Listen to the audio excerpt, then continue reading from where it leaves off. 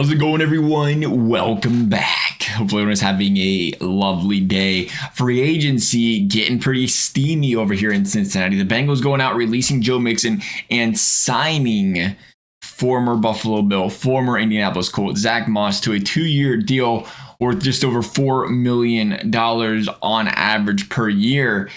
Zack, a guy, looking through baseline stuff. Hey, every single year in his career, 3 of his 4 years, I guess is when you say every, don't want to make it sound many forever, but 3 of the 4 years in his career, he's averaged 4.3 yards per carry or more on the season.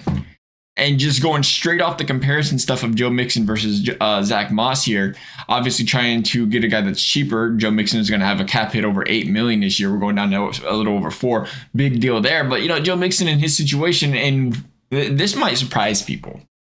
Because, Buffalo was struggling to run the football there for a while, even with Josh Allen, how good their football team was. Indianapolis kind of had that issue too until, came to fruition a little bit better last season, but they struggled the year before that.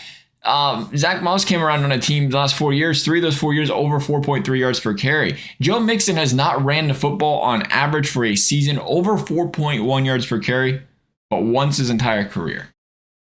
So, love what Joe Mixon did. And I think this is what's huge is, you loved what Joe Mixon did. I loved watching the guy. Was excited on the field. He was a good team, felt like a really good presence on the team in the locker room kind of guy, and played with a lot of energy and excitement.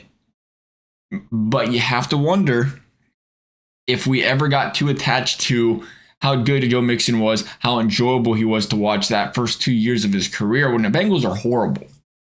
There was nothing to look forward to on this football team that was playing such bad football except Joe Mixon. He was the bright spot. He was the future that you looked at, and it was easy. First year he struggled. Remembered the sophomore year. Second year, remembered it. Third year, it's the offensive line's fault. It's been the offensive line's fault almost every single time.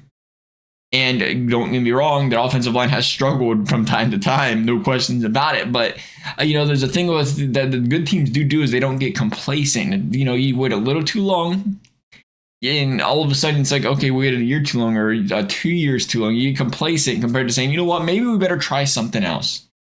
Because we have to remember as an organization, I think a lot of people are upset. It seems like. Some people understand, hey, it's a business happens. So a lot of people are upset. What's your favorite player? I understand. Hey, you got rid of my favorite player. I'm trying to justify keeping him too. You're allowed to be upset. Joe Mixon leaves. But I think you had to be able to stop and look and say, hey, the product on the field, what's happening here? Should we try something different? If you're the Cincinnati Bengals after what's happened these past few seasons. We don't know. It's obviously a gamble. You can walk out the door, Joe Mixon walk out this door and go out there and light it up somewhere. But we have to be able to trust this organization. What has it been? What's the count up to now? 3? Von Bell, Hayden Hurst, CG Uzomah, those are 4. Cheeto Awuzie, 4 of them. 4 players, a lot of Bengals fans love. We don't want to get rid of Uzomah. Anyone want to get rid of Hayden Hurst? Cheeto was, Cheeto, I don't think there was much backlash on Cheeto. But these guys are getting released from their contracts. Von Bell, another one, everybody, tough loss. I was one of them. That was a very tough loss losing Von Bell. 3 players that the Bengals out walking free agency the last 2 years that signed new deals that got released by their football teams. So at this point in juncture, I think it's safe to say, we're going to trust the Bengals front office because clearly they knew something was, they knew more than we knew in those situations because every single one of those guys got released. Because here's the thing. Last year, Joe Mixon took a pay cut. When you're willing to take a pay cut and your team still can't find a spot for you on the roster, it's more than just the money, I think.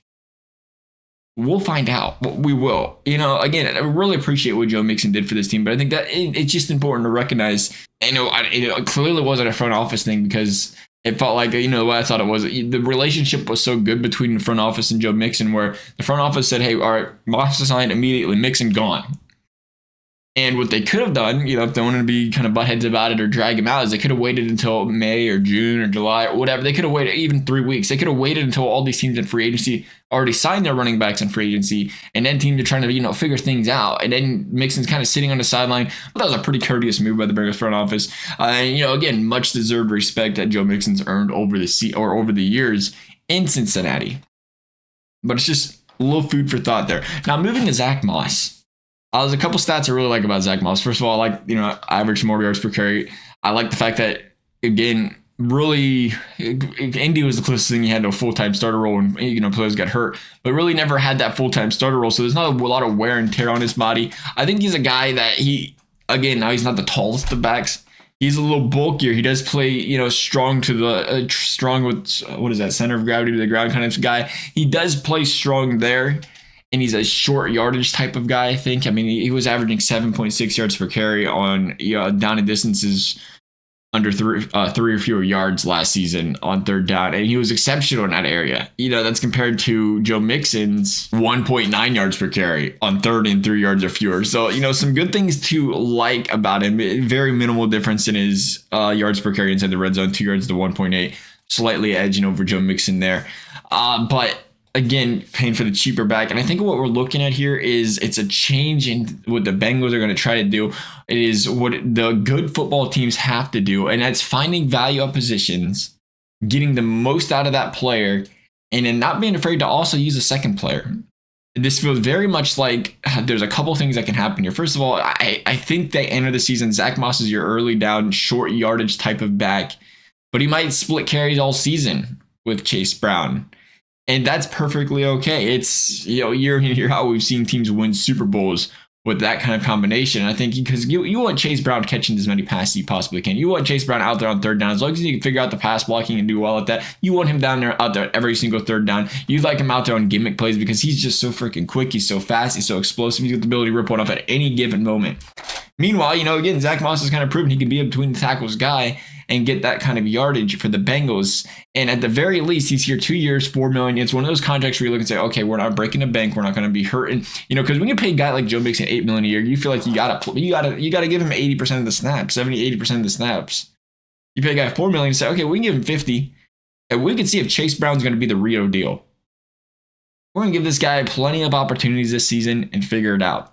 And if he is the real deal, hey, Zack Moss under contract for 2 years. That's all right. Good depth option for the next year if Chase Brown runs away with things. So overall, I love the signing for the Bengals. I think it's a good thing here. I think it's, we're seeing the Bengals bring different dynamics to the football team. And you got to do that. Bring different things in, bring different faces. And at the end of the day, remember, Ravens, Browns, Steelers, some of the teams you're struggling with, they've seen the same personnel year in and year out. Maybe bring some other guys in, bring some different schemes in, get some different results. And, when you struggle like the Bengals did against the division last season, again, don't want to get too complacent, even when you are successful in the playoffs. See if you can, bring in some different looks, different schemes with this team. We'll see. Nonetheless, love y'all's thoughts. Thank you for watching. We'll see you next time.